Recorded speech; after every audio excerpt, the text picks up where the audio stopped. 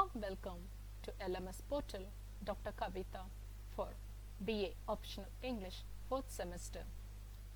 Section Novel, Session 23. The topic of this session is the novel Rudali, written by MAHESWETA Devi in the language Bengali, and it had been translated into English by the writer Anjum Katkal. First, let us know what is meant by Rudalis. Rudalis are the women from the downtrodden who were called as the lower caste women, who adopted by profession to cry for the unknown or the rich people. And this is a strange tradition which has been followed in the state of Rajasthan, the northern part of India. These women, they mourn or cry at the death ceremonies, and they are paid very less for the act they do. And in this picture you could see the Rudalis mourning for the unknown whom they don't even know in their life.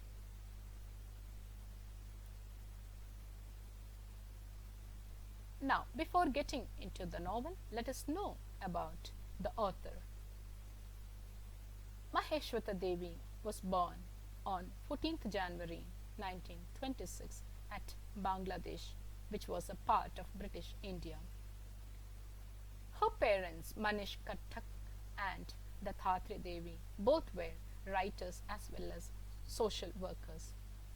Born to such privileged parents, MAHESWETA Devi also adopted the same lifestyle, where she became a great writer.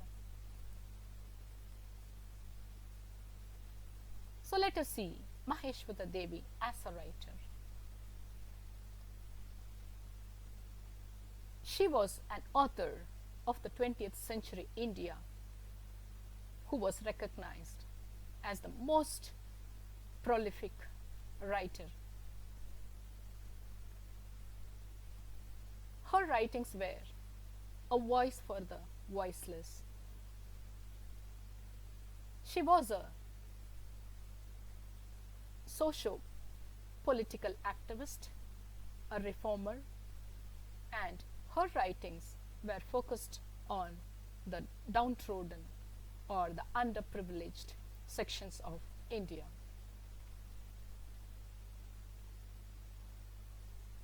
Her writings had been a battle for which she fought for the untouchables. And at the age of 90 in 2016, her last battle, which was called as the Voice for the Voiceless, was a remarkable history that she created as an activist in India.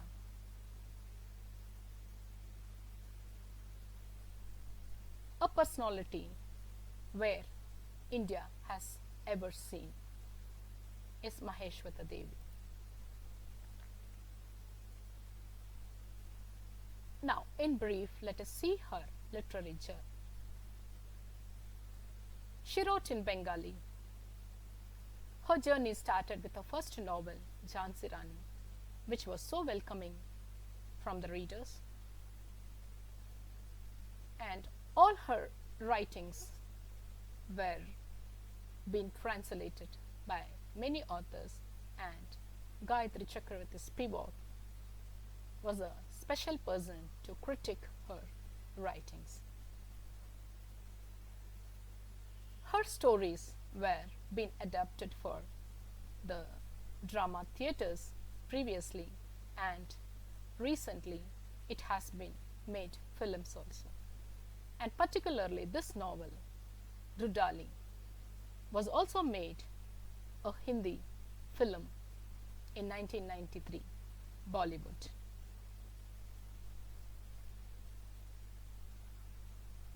And this movie also received a National Filmfare Award.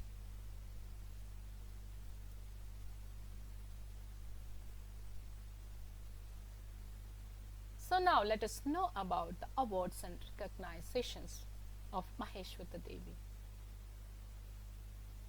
She won numerous awards. But to brief out, Sahitya Academy Award in 1979,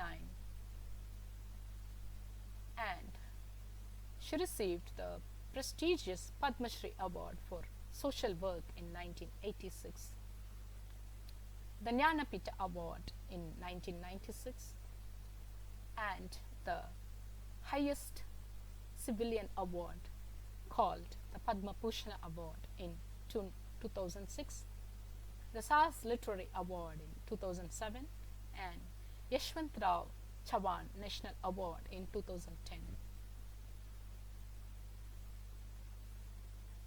A person, a personality who has to be remembered forever for her works and for her activities. Now let us know about the novel Rudali. This novel was written in the year 1992. It was the most heart-touching story which spoke about the pre-independence era,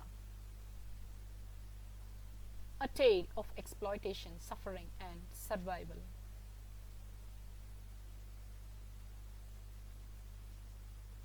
So in this context, what I would like to say is that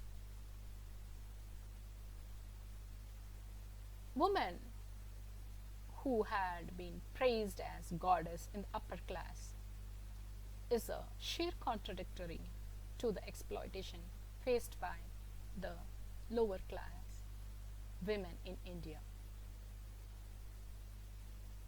Usha Ganguly in 1993, she got this novel to the drama theatre in Calcutta. And later in 1993, it was made a film by Kalpana Lajmi in Hindi. And as I told you before, it received also the National Filmfare Award. Now let us see about the novel in short. This novel is a powerful indictment of the socio-economic systems in India.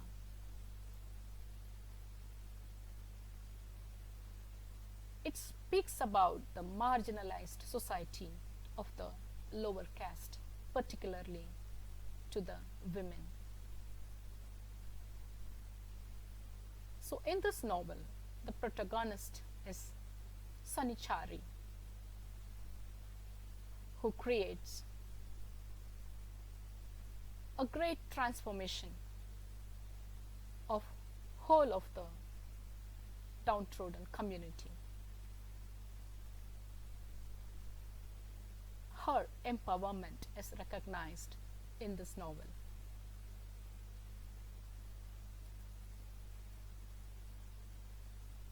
Now let me give the gist of the novel.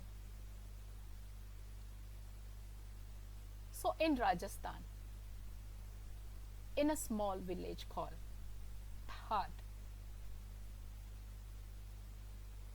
Sanichari was born. Her father died after some time she was born, and her mother fled away with a rich lover who was the owner of a drama company, abandoning Sanichari.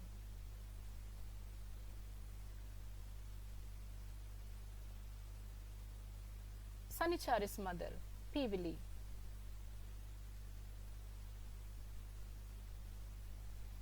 a personality where she didn't have the responsibility of bringing up Sanichari. So when Sanichari grew up, she is married to a person called Ganju in the Ganju community, which is a very low caste community in Rajasthan. And after marriage, she is being accused by her mother-in-law,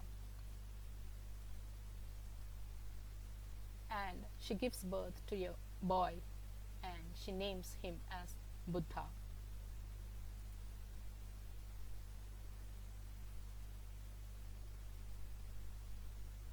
Meanwhile, her mother-in-law passes away, and Sanichari had the responsibility to cremate her mother-in-law while her husband was in the jail for some communal reason.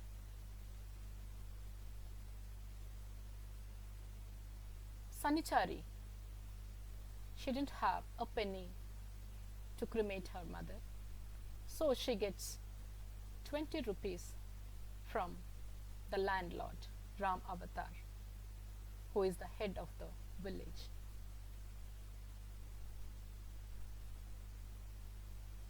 So here, when her mother-in-law passes away, Sanichari had no tears to cry.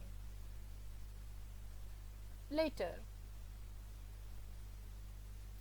her husband, who dies with the disease of cholera, who drank the contaminated milk from the temple, he also dies at the time also. Sanichari did not have tears to cry. Later, her son, Buddha, who married a prostitute, and she also leaves her child, Hora, and runs away with her lover. At the time also, Sanichari did not have tears to cry. Taking this issue, even Buddha, after a few days, he also dies. And Sanichari did not have tears to cry. And after Buddha's death, she becomes responsible to bring up Hora, her grandson. At the age of 14, even this grandson runs away. And at the time also, Sanichari did not have tears to cry. And she roams around the neighboring villages in search of Hora, and she finds a very interesting friend called Bikni.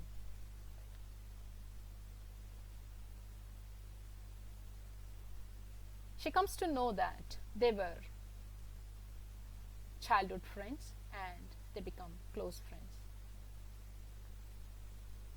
So meeting Bikni will make a huge change in Sanichari's life. Bikni, who already in the profession of Rudali, requests Sanichari also to become a Rudali. But Sanichari says that her eyes are dry, that she never got tears in her life, and she cannot take the profession of crying, which will never suit her. But unfortunately,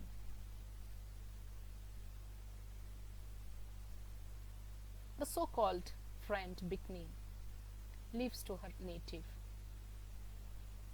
and Sanichari receives a message that Bikni died out of plague, and her last words were that she was her mother Pivli.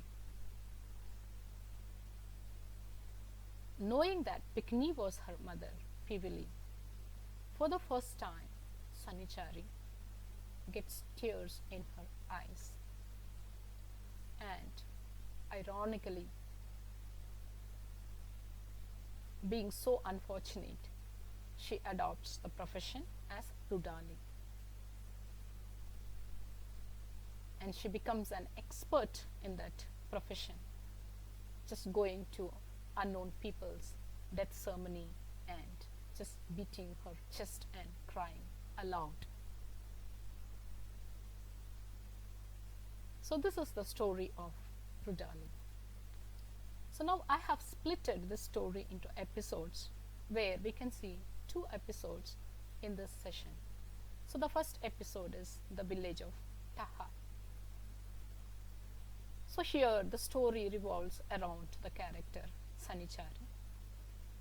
As she was born on an inauspicious day, Saturday, her name itself was suited for that, and she's called as Sanichari. So in regional language, for Saturday we used to say Shanivara. Based on that, even her name was called as Sanichari. So this village, the Tahad, which was in Chota Nagpur, the head of this village was Ramavatar.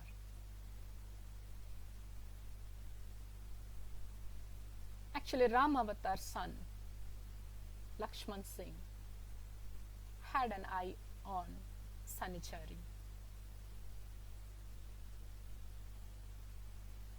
He wanted Sanichari as his mistress, where Sanichari refused to be.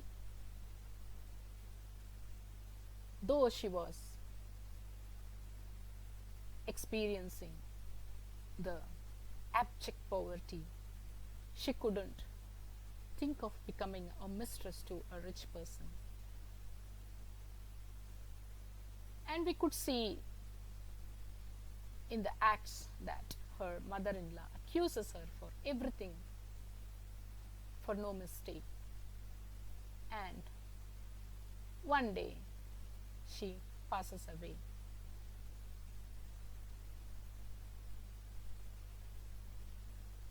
So the death of her mother-in-law is the cause for her loan, which she borrows ₹20 from Ram Avatar to cremate her and to finish the customs and rituals.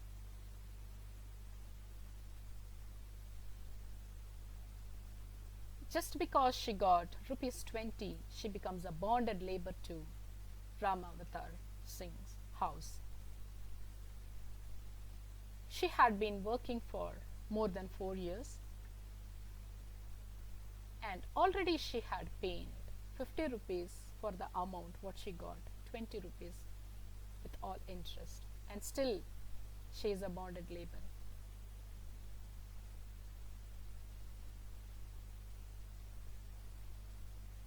And here the fate plays again in her husband's life, where he goes to the temple, which I named it as the temple episode.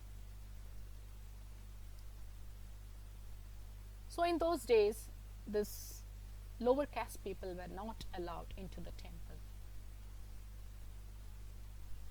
They stand out and they get the milk of whatever was kept for the god,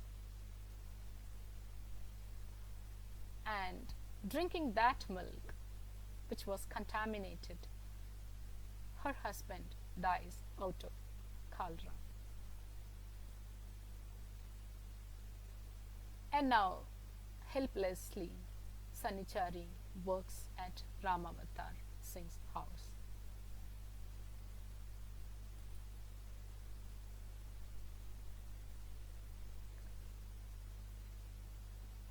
So there comes a situation where Ramavatar's uncle is at the verge of his death. So at that moment, Ramavatar asks Sanichari to get her calf for some ritual purpose. And Sanichari takes the opportunity to plead Ramavatar to waive her loan of whatever she had taken rupees 20. Ramavatar, who was happy of inheriting a lot of property through his uncle after his demise, in a freak of a moment, he agreed to waive Sanichari's loan. But the other Mahajans in the village were not happy with whatever Ramavatar did.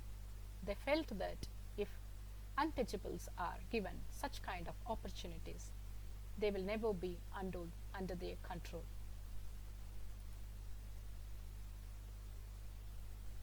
And thereon, Sanichari's life and her survival is very difficult. Buddha, her son, also follows his father's footsteps. He works and grows vegetables and take them to the market and sell. But the one who he married, she gives birth to a son, Horao, and she runs away with her lover. And knowing this, Buddha becomes sick and he also dies. Now, the entire responsibility of Hora, the grandson, was put on the shoulders of Sanichari.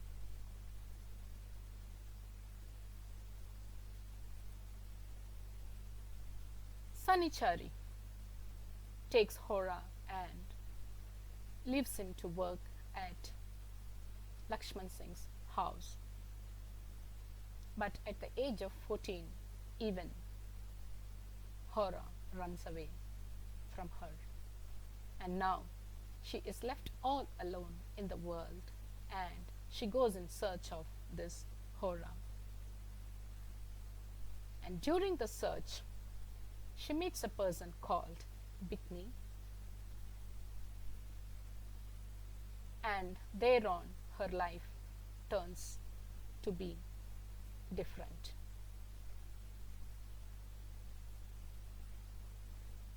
Meeting Bikni changes her life, which will be continued in the next session. Thank you.